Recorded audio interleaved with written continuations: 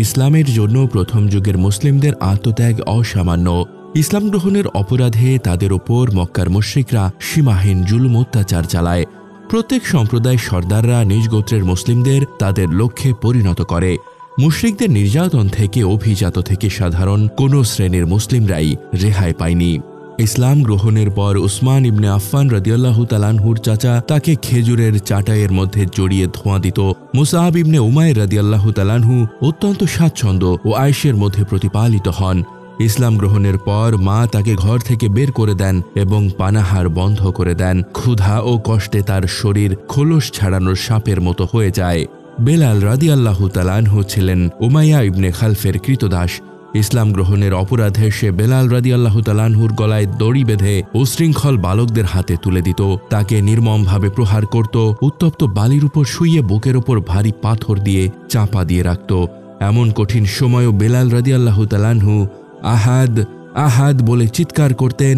অত্যাচার সহ্য করতে না পেরে আবু বকর রাদিয়াল্লাহু তাআলা আনহু তাকে কিনে স্বাধীন করে দেন। ইসলামের জন্য আম্মার ইবনে ইয়াসার রাদিয়াল্লাহু তাআলা আনহুর পরিবারের আত্মত্যাগ অবিস্মরণীয়। তিনি ছিলেন বনু মাখজুমের কৃতদাস। ইসলাম গ্রহণের পর তিনি ও তার পিতা ভয়াবহ নির্যাতনের মুখোমুখি হন। তাদের উত্তপ্ত রোদে মরুভূমির ওপর শুইয়ে রাখা হতো। একদিন এমন সময় রাসূলুল্লাহ সাল্লাল্লাহু আলাইহি ওয়াসাল্লাম সে পথ দিয়ে যাচ্ছিলেন। তিনি বললেন, হে ইয়াসার পরিবার, ধৈর্য ধারণ করো, তোমাদের ঠিকানা হচ্ছে জান্নাত। অত্যাচার সহ্য করতে না পেরে ইয়াসার রাদিয়াল্লাহু তাআলা আনহু ইন্তেকাল করেন এবং আবু জাহেল লজ্জা স্থানে তীর নিক্ষেপ করে আম্মার রাদিয়াল্লাহু তাআলা আনহুর আম্মা সুমাইয়া রাদিয়াল্লাহু তাআলা আনহুকে শহীদ করে দেন। ইসলামের জন্য তিনি ছিলেন প্রথম শহীদ। খাব্বাব ইবনে আরত রাদিয়াল্লাহু তাআলা আনহু খোজায়া গোত্রের উম্মে আনসার নামে এক নারীর কৃতদাস ছিলেন।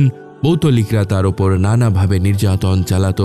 পৌতলিকরা তাকে মাটির ওপর টানত, তার মাথার চুল ধরে টানত এবং ঘাড় মোটকে দিত। কয়েকবার জ্বলন্ত কয়লার উপর শুইয়ে বুকে চাপা দিয়ে রাখত। জিন্নিরাহ নাহদিয়া তাদের কন্যা ও উম্মে উবাইস ছিলেন কৃতদাসী। সুহাইব রুমি রাদিয়াল্লাহু তাআলা আনহু ছিলেন আব্দুল্লাহ বিন জারআনের স্বাধীন করা দাস। তারাও পৌতলিকদের কঠোর নির্যাতনের মুখোমুখি হন।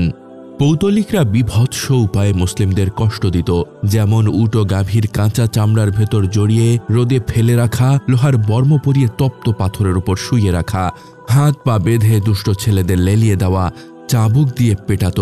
আর রাহিকুল মাখতুম পৃষ্ঠা ১০৭ থেকে ১০৮, নবিয়ে রহমত পৃষ্ঠা ১৩২ থেকে ১৩৪, মুসলিম উম্মার ইতিহাস ১ ২৯৮ থেকে ৩০১।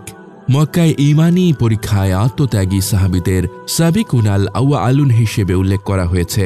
সূরা তাওবা আয়াত ১০১।